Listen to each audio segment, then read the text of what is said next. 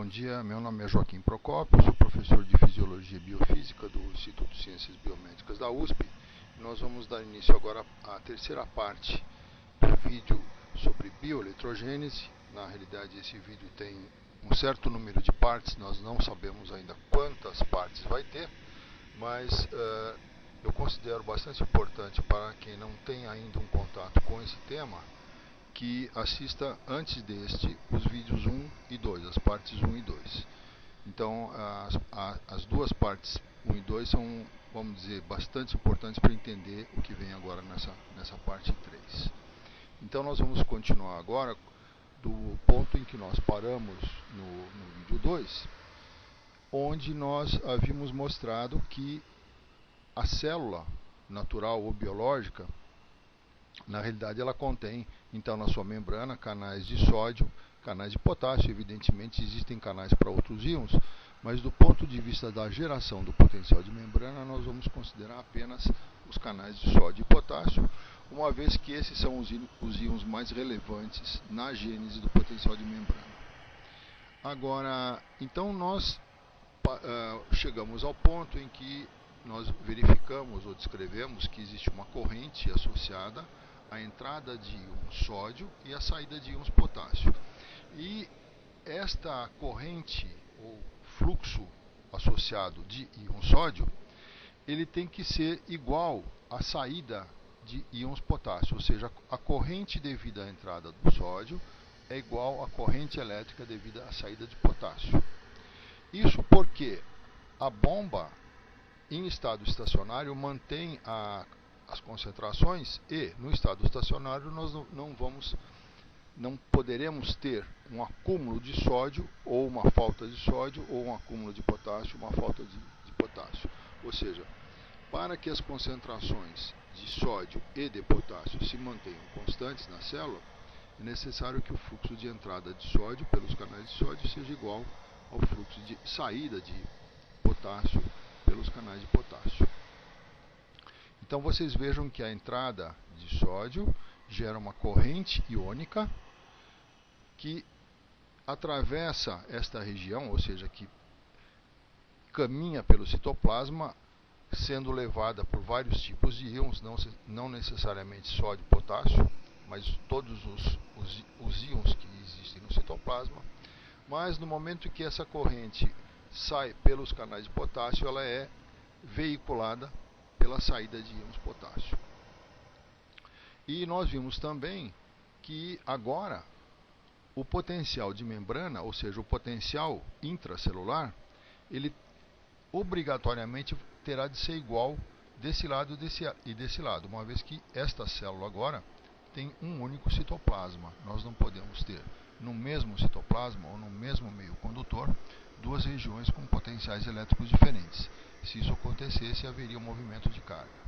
Como essa célula está estacionária, ou seja, o seu potencial é constante, ele vai adquirir agora, esse potencial, um valor intermediário entre o potencial que a célula tinha na presença apenas de íon sódio, era o potencial de mais 68 mV, e aquele potencial que a célula adquiria na presença apenas de canais de potássio, que era o potencial de equilíbrio de potássio. Então aqui nós temos o potencial de equilíbrio do sódio, mais 68, o potencial de equilíbrio de potássio, menos 86, e o potencial intracelular, que agora nós vamos chamar de potencial de membrana, ou VM, tem um valor que nós ainda não conhecemos, por isso nós colocamos esse ponto de interrogação. E é exatamente o nosso papel agora tentar chegar ao valor desse potencial, através de uma série de informações que nós vamos passando à medida que for prosseguindo essa aula. Então, a primeira noção que nós vamos ter que mostrar para vocês, o primeiro conceito, é o conceito de força movente. A força movente, na realidade, é a soma da força difusional com a força elétrica. Quando a gente diz soma, é uma soma algébrica, ou seja, se as duas forças têm valores opostos, então esta soma vai ter um valor menor do que a força difusional.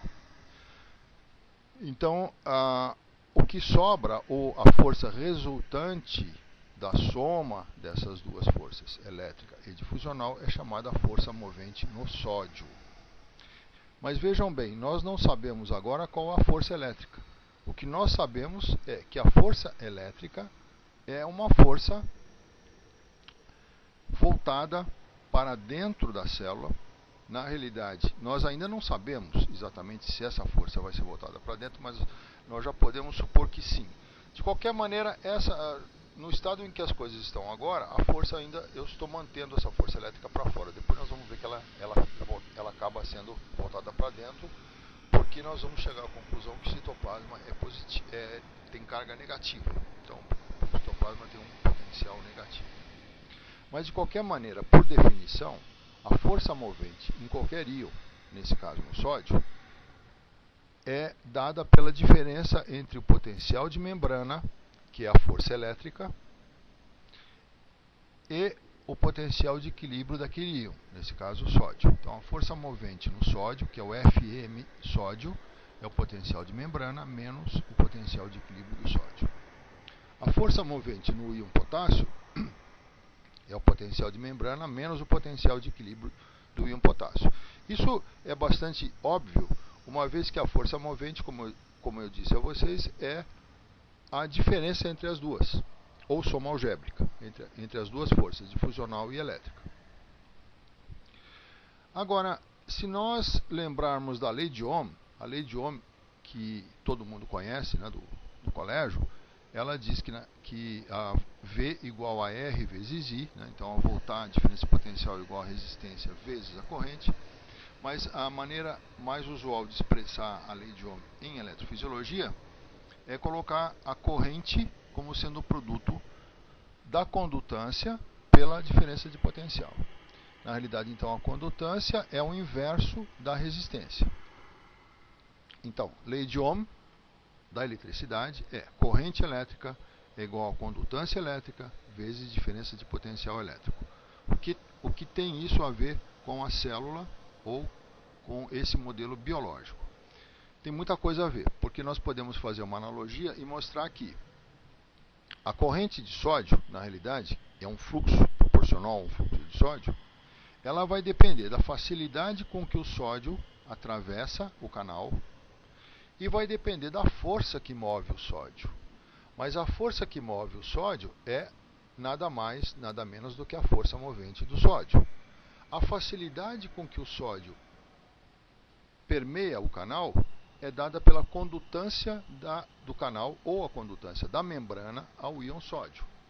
Então, se a membrana só tem um canal, é a condutância do canal de sódio. Se a membrana tem uma quantidade de canais maior do que um, é a condutância da membrana, ou seja, a condutância de um canal multiplicada pelo número de canais que existem naquele trecho da membrana. Mas de qualquer maneira, então, a corrente de sódio que penetra nesta célula é dada pelo produto da condutância ao sódio pela força movente no íon, agente que age no íon sódio. A condutância da membrana, ou melhor, a corrente devida à saída de íon potássio é igual à condutância da membrana ou do canal de potássio ao íon potássio, multiplicada pela força movente no íon potássio. Mas, por outro lado, como nós vimos agora há pouco, vamos só voltar aqui, eu falei para vocês que a corrente iônica entrando pelos canais de sódio, ela necessariamente tem que ser igual à corrente iônica saindo pelos canais de potássio, uma vez que a célula está num estado estacionário, ou seja, esse potencial ele não está variando com o tempo.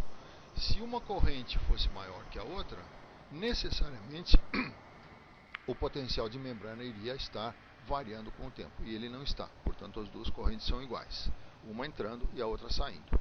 Então nós temos aqui a condição que nos mostra que as duas correntes são iguais. Na realidade, a gente poderia até colocar um sinal de menos, mas esses sinais de mais ou menos acabam atrapalhando um pouco o raciocínio.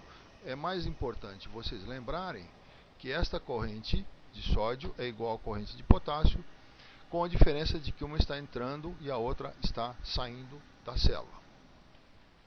Ora, nós vimos aqui nesta equação que a corrente de sódio é o produto da condutância ao sódio pela força movente no sódio. Então, nós temos aqui corrente de sódio é a condutância ao sódio multiplicada pela força movente que age no sódio.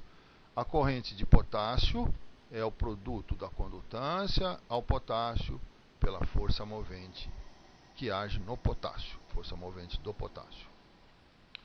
Muito bem, mas por outro lado, nós sabemos que cada uma dessas forças moventes, por sua vez, é uma diferença entre o potencial de membrana e o potencial de equilíbrio do íon respectivo.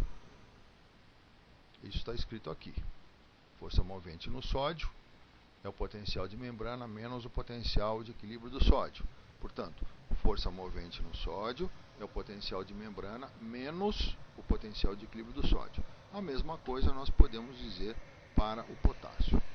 Nós vamos fazer aqui uma manipulação algébrica que é trivial e só vai nos tomar tempo desnecessariamente, mas o fato é que desta manipulação nós podemos tirar facilmente o valor de Vm.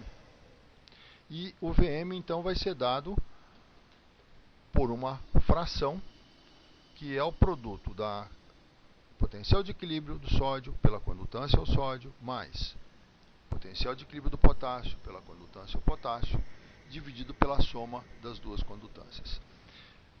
Examinando esta equação com mais cuidado, nós podemos ver que esta equação nada mais é do que a média geométrica dos potenciais de equilíbrio do sódio e do potássio, onde os pesos dessa média são as respectivas condutâncias ao sódio e a potássio. Ou seja, aquele íon que tem na membrana uma condutância maior, evidentemente vai ter mais influência no valor final do potencial de membrana. Colocando nesta equação os valores numéricos que a gente já tem, potencial de equilíbrio do sódio, 68,17 mV, multiplicado pela sua condutância, e aqui é importante a gente lembrar que não há necessidade de atribuir valores exatos ou valores absolutos às condutâncias, basta colocar valores relativos. E o que nós vamos fazer aqui é o seguinte: nós vamos fazer mais ou menos o que se costuma fazer nos livros de fisiologia, onde costuma-se atribuir uma condutância da membrana ao íon potássio cerca de 20 vezes maior do que a condutância da membrana ao íon sódio. Isso essencialmente se deve ao fato de que a membrana da célula nervosa, no estado de repouso, ela tem aproximadamente um número de canais de potássio maior, 20 vezes aproximadamente, do que o número de canais de sódio. Isso não é relevante nesse cálculo, porque cada célula tem essa proporção de condutâncias própria, portanto esse valor é apenas um valor para fins didáticos, e nós vamos então dizer que a condutância ao potássio dessa membrana é 20 vezes maior do que a condutância ao sódio. Isso é suficiente, não há necessidade de colocar o valor daquela condutância em unidades específicas de condutância. Bom, essencialmente porque qualquer valor que se coloque para a condutância acaba se anulando, porque elas aparecem no numerador e no denominador. Então, vamos atribuir um valor arbitrário de condutância ao potássio 20, valor arbitrário de condutância ao sódio 1. Aqui no denominador nós temos a condutância ao sódio mais a condutância ao potássio, que é 21. Fazendo essas contas, nós vamos obter este valor, que é o famoso potencial de membrana, ou seja, é o potencial elétrico do citoplasma. Mas alguns alunos perguntam, mas isso é a diferença de potencial através da membrana? Sim, é também a diferença de potencial através da membrana.